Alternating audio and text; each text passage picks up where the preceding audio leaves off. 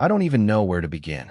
I've gone over this story in my head 100 times, trying to make sense of it, trying to figure out how I missed the signs, or if I ignored them on purpose. What I do know is this. If someone told me this happened to them, I probably wouldn't believe them. But it did. To me. And I'm still not sure if what I did at the end makes me the bad guy, or just someone finally setting themselves free. I met Devin in a city that wasn't mine. I had just moved to Austin after years of running from one version of myself to another: student, caretaker, survivor, overachiever. I thought I was beginning a new chapter, but in reality, I was still reading from the same worn-out script. Find someone steady. Build something quiet. Don't ask for too much. Devin entered my life like a well-timed sigh. Not dramatic. Not dazzling.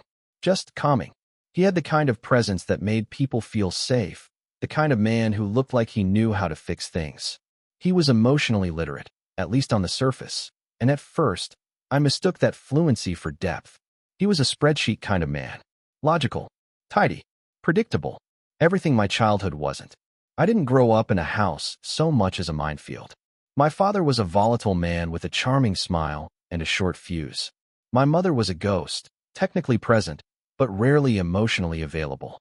I learned to read moods like weather patterns. I knew when to speak, when to disappear, how to swallow emotion like it was medicine. So when Devin asked questions and actually waited for my answers, I thought it was love. When he made coffee before I woke up or remembered what brand of toothpaste I liked, it felt like devotion. I didn't recognize it for what it really was: maintenance. He was performing a role, and I was too exhausted from my past to challenge the script. We moved in together after 6 months. Everyone said it was fast, but no one knew how desperately I wanted roots. Any kind of anchor to keep me from drifting back into the chaos I had escaped. Our apartment was small, sterile, and perfectly organized. Devin insisted on separate hampers for whites and colors, kept our pantry alphabetized, and bought matching towels, because mismatched ones look like you've given up. Looking back, that moment should have made me pause. Not because matching towels are evil, but because his sense of order wasn't about harmony. It was about control, about keeping things within a tight emotional perimeter. There was no room for mess, not in our home, and definitely not in me. At the time, I called it compatibility. I told myself I was lucky. I had found a man who didn't yell, who didn't storm out, who didn't drink himself into oblivion and break things just to feel something. But I didn't realize that Devin had his own kind of violence, a quieter one. One that came in the form of subtle corrections, polite dismissals, and emotional distance disguised as maturity. The red flags weren't loud. They were beige, camouflaged as boundaries or communication styles. When I opened up about my strained relationship with my mother, how she used guilt like currency, how she'd weaponize silence if I set boundaries, Devin listened with a furrowed brow and then suggested I maybe try being more forgiving. It wasn't cruel, just clinical. Like he was diagnosing a small error in my software rather than acknowledging the emotional scar tissue I carried. He didn't like conflict. At first, I thought that meant he was peaceful. But really, it meant he avoided anything that made him uncomfortable, including my pain. When I got overwhelmed or tried to talk about deeper things, he'd go quiet. Not in a grounded, supportive way, but in a detached, dissociative one. He'd excuse himself to go to the gym or suddenly remember a call he needed to return. I began to feel like an inconvenience in my own relationship, like my sadness was something to be scheduled around. Still, I adjusted. I'd learned to do that. I softened my edges, edited my words, made sure my emotions didn't spill over. I learned to cry in the shower, to turn my anxiety into productivity. I became the kind of partner he could comfortably love, a manageable version of myself. We built routines that looked like intimacy but were really just a choreography of cohabitation.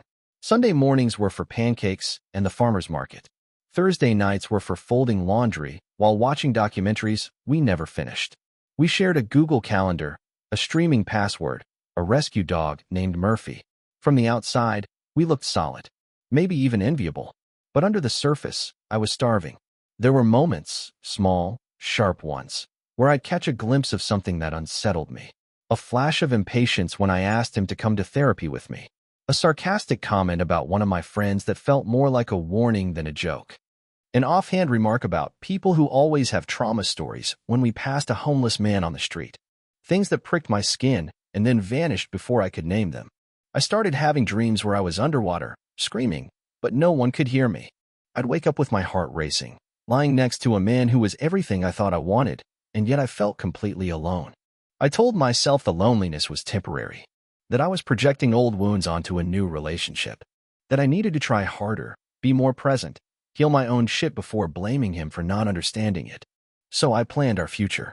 I fantasized about wedding venues and baby names. I imagined Sunday breakfasts in a bigger kitchen with a second dog and maybe even a child of our own. I convinced myself that safety was enough, that a quiet life with a stable man was the reward for surviving the chaos of my childhood. But safety, I've learned, isn't the same as love. It can mask 1,000 tiny abandonments. The day Devin proposed was a Wednesday. Not a holiday, not an anniversary, not a moment particularly rich with sentiment. We just returned from a grocery run, and I was unloading almond milk and frozen dumplings when he appeared in the doorway, holding a ring box like it was a spreadsheet. There was no speech, no trembling voice. Just, I figured it was time. And I said yes.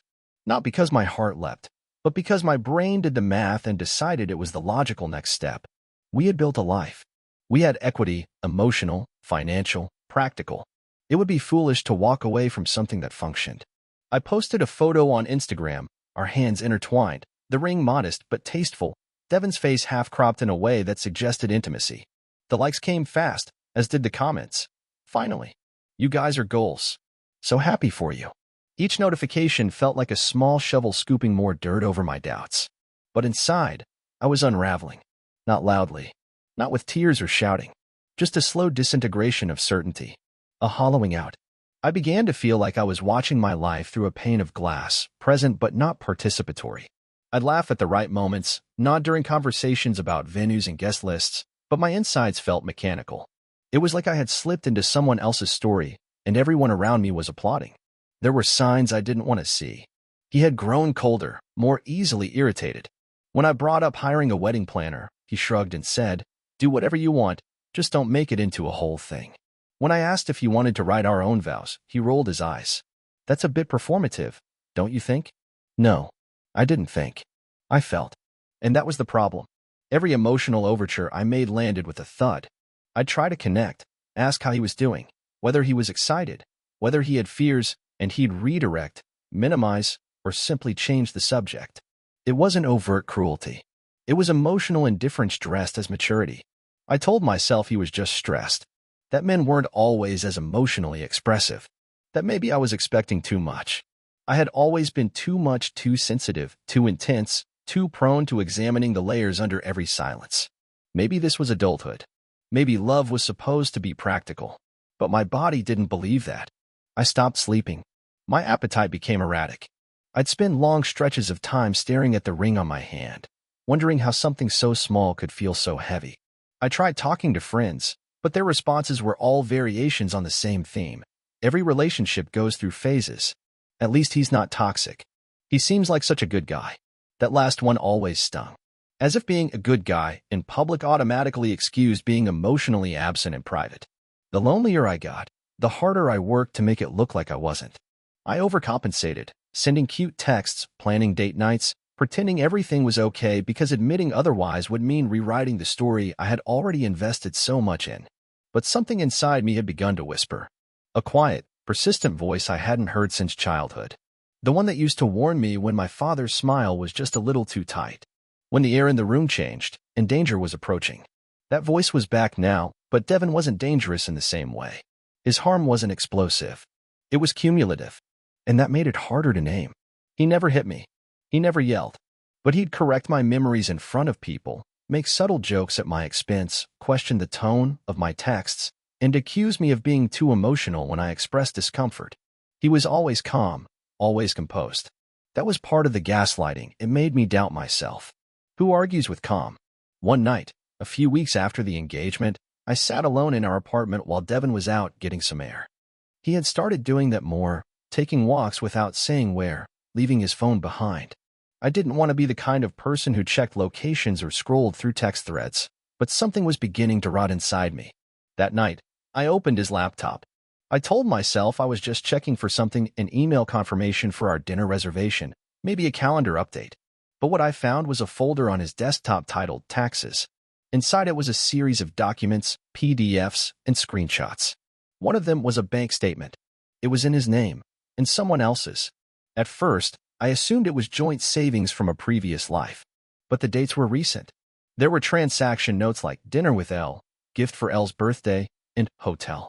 My body went still. I kept clicking. There were emails, 2 sweet ones, playful ones, with an emotional texture I hadn't seen from him in over a year. The kind you send someone when you're falling in love. Or when you already have. The name was Lila. I didn't recognize it. I didn't scream. I didn't cry. I just closed the laptop and sat there in silence for what felt like hours. Something inside me calcified. Not rage, not grief, something colder. Like I had finally reached the bottom floor of a building I didn't know I had been falling through. When Devin came home, I didn't confront him. Not that night. I didn't know what to say. I needed the truth, but I also needed the strategy. I had spent so long shaping my life around this relationship that tearing it down felt like asking for a new identity. Instead, I started paying attention, noticing things I had trained myself to overlook. The sudden influx of cologne on workdays. The late-night showers. The way he always placed his phone face down. The smile that never quite reached his eyes when he looked at me. The evidence wasn't in the drama. It was in the details. What broke me wasn't the betrayal. It was how meticulously it had been hidden. How easily he could look me in the eyes and ask about wedding favors while planning weekends with someone else. How I had been trained, not by him alone, but by life, to doubt my own instincts. I was angry. But I was angrier at myself for not trusting the whispers sooner. There was no cinematic moment, no screaming match, no shattered glass, just a quiet, almost imperceptible shift. Like waking up one morning to find that the house you lived in had quietly, without ceremony, sunk a few inches into the earth. It was a Sunday, late afternoon. The air was thick with that bruised light that comes just before dusk, the kind that makes everything feel like it's been through something. I sat across from Devin on the couch, both of us absorbed in our screens, exchanging nothing more than ambient presence. We'd been like that for weeks.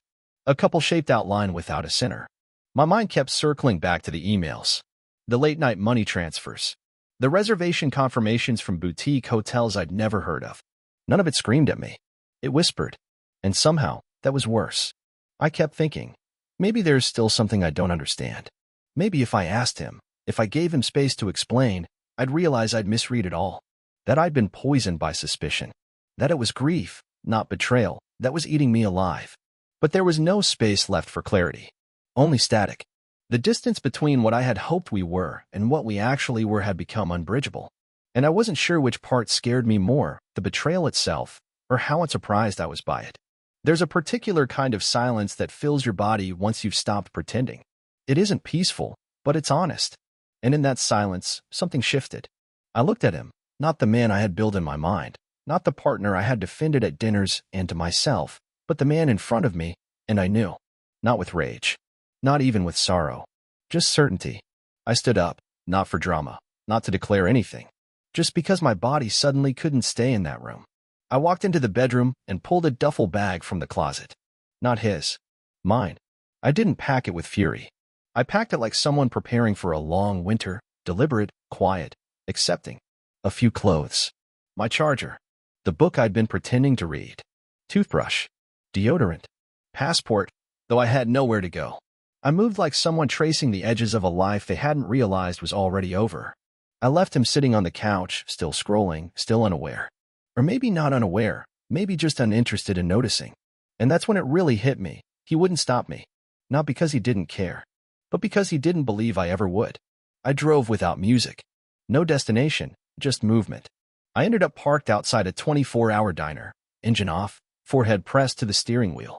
I stayed there for almost 2 hours, numb but alert, like my nervous system hadn't caught up to what I'd done. It didn't feel like an ending. It felt like a glitch. Like I had fallen out of my own life and into someone else's unfinished chapter. The calls started the next day. Missed ones, mostly. Then a short message, "Where are you?" I didn't answer. Not because I wanted revenge, but because I had nothing left to say that would be understood. A friend let me crash in their guest room. A mattress on the floor, shared bathroom, walls thin enough to hear the dog snore, but it felt like sanctuary. I slept for 14 hours that first night, limbs heavy, soul emptied. What surprised me most wasn't the loneliness. It was the relief. Relief that I no longer had to decode someone else's half-truths. That I didn't have to shrink to fit a love I'd spent so long making excuses for. That the worst had already happened, and I'd survived it. Grief came later. Not in sobs, but in strange, sharp fragments. Like catching myself reaching for his coffee mug. Or remembering the way he used to rest his hand on my back when we crossed streets. These tiny, absurd rituals of intimacy that had once meant safety. But I didn't want that safety anymore. Not at that price. I kept expecting some kind of catharsis. A breakdown. A moment of pure, cleansing sorrow. It never came. What came instead was clarity. Cold, unwelcome at times, but pure. I saw how long I'd been bargaining with my own needs. How easily I'd let someone else's discomfort shape my silence. How often I'd mistaken endurance for love. The cheating? That was just a symptom. The real fracture was older. It lived in every instance I'd explained away his distance, rationalized his deflections, trained myself to stop asking questions he didn't want to answer.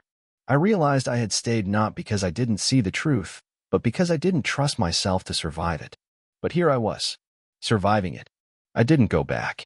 Not to him, not to that version of myself, not even to the city we lived in. A month after I left, I sublet my apartment to a grad student and moved into a smaller place 2 towns over, cheaper, older, walls stained with someone else's stories. But they were mine now, and that was enough. For a while, I lived like a person in recovery, everything careful, deliberate, half aware of relapse. I deleted his number but kept checking my blocked messages folder, as if some part of me still expected an apology too beautiful to ignore. It never came, and eventually, I stopped looking.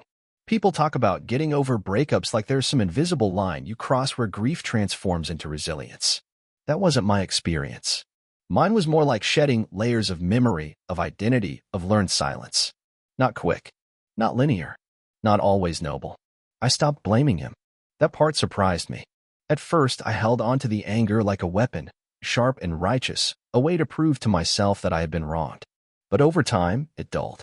Not because what he did was forgivable, but because I no longer needed the fire. Anger is heavy, and I had other things to carry. The harder part was forgiving myself. For staying too long. For seeing the red flags and painting them the color of compromise. For twisting myself into something smaller, more palatable, less threatening. For equating my silence with maturity. For not listening to the part of me that always knew. That was the real wound. Not the betrayal, but the fact that I had lived so far from my own truth for so long that I didn't recognize myself when I finally stood still. Therapy helped. Not in the neat, movie montage kind of way, but in quiet, confronting ways. I started tracing back the reasons I had settled for almost love. Childhood patterns. Family dynamics. The invisible rulebook I'd absorbed about what it meant to be a good partner. Turns out, good sometimes just meant enduring. And I was tired of enduring. I began setting strange little boundaries, not the grand, Instagram quote kind, but the awkward, real kind. Saying no without an excuse. Letting people be disappointed in me without rushing to fix it. Admitting when I didn't know what I wanted, but knowing I'd rather sit in that uncertainty than be handed a script. Friends noticed the change. Some pulled closer. Others drifted. I let both happen. The grief became more manageable once I accepted it wasn't just about a person. It was about the version of me I had to leave behind. The one who made love conditional on being easy to love. The one who kept trimming herself to fit a shrinking mold. That woman served me once. She helped me survive. But she wasn't built for where I was going. I've stopped trying to write a happy ending to that story. It wasn't a fairy tale. It wasn't a tragedy either. It was a turning.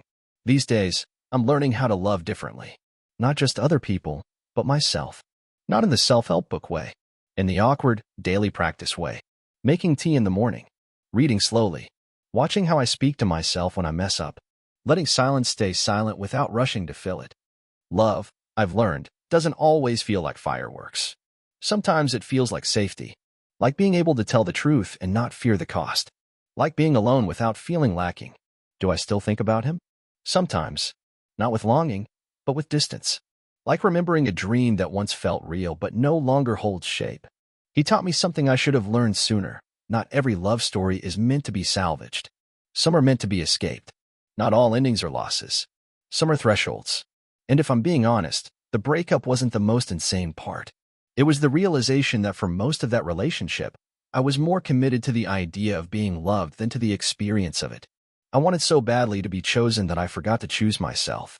That, more than anything, is what changed. I still don't know what to call what happened. A mistake? A blessing? Trauma with good lighting? But I know this. I'm not who I was before it happened. And for all the wreckage it took to get here, I'm proud of the woman who finally walked away. She didn't leave because she stopped loving him. She left because she finally remembered how to love herself. What would you have done? Does that make me the bad guy? Or just someone who finally ran out of room to lie to herself? It's been 2 years. Sometimes I forget it ever happened. Not because it wasn't real, but because I've rebuilt a life that no longer bends around that memory. And yet, there are still moments it returns, soft, quiet, like a song from another room. It shows up when I see couples arguing in grocery store parking lots. When someone asks, "Have you ever had your heart broken?" When I overhear the particular sharpness in a woman's voice, the kind you only learn after being disappointed too many times by someone you kept giving chances to. It's strange. I used to think healing would mean forgetting, but now I know it means remembering differently. I've stopped romanticizing the early days. The way he looked at me like I was an answer. The adrenaline of being wanted so intensely. That was never love. That was possession dressed up as devotion. And I don't crave that anymore. What I miss, if anything, is who I thought I was when I was with him. Confident. Desired. Chosen. It took me a while to realize I can still be those things without someone else's permission. That's been the biggest shift, learning to see myself not as someone deserving of love, but someone already worthy of it.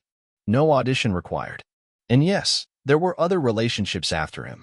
Some short, one that almost went somewhere, but none that made me abandon myself the way that one did. And that, I think, is its own kind of victory. I listen differently now. To my instincts. To the way someone's absence feels heavier than their presence ever did. I leave when I feel the need to explain my needs too many times. I no longer confuse tolerance for compassion. And I don't feel guilty for choosing myself. Not anymore. I've stopped asking why he did what he did. That answer, whatever it is, lives in him, not me. What matters more is why I stayed, what I feared, what I was willing to ignore just to feel secure. That's the part one own. That's where my work is. And I'm doing it. Not perfectly. Not always gracefully. But with more honesty than I ever had back then. Sometimes people ask about my craziest breakup story, like it's a party trick, like pain becomes less real if you tell it with a smirk.